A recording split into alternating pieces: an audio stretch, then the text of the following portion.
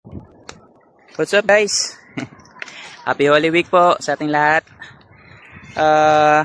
Grabe no, sobrang init. Anyway, stay hydrated po kayong lahat.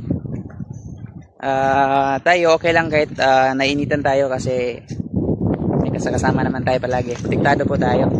Sama po natin palagi si GC Organic Barley.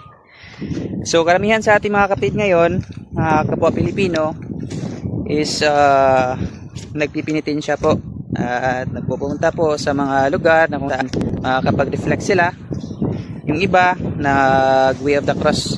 So tayo naman is nagpapadagat po tayo.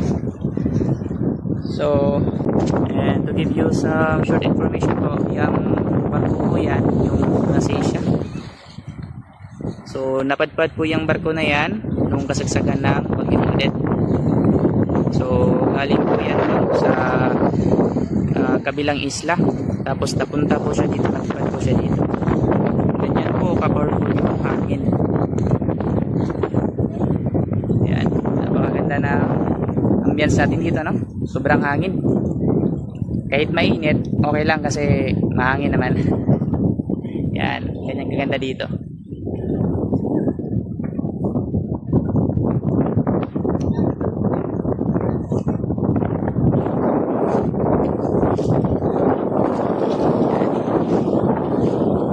Maya-maya po tatagpisa po tayo sa dagat.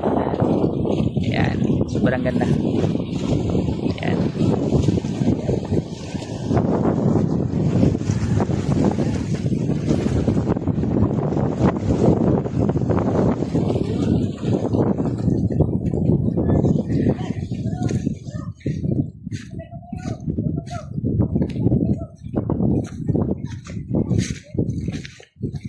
Kumusta po yung Holy Week nyo po? Stay hydrated po kayo. Huwag kalimutan, uminom ng maraming tubig po.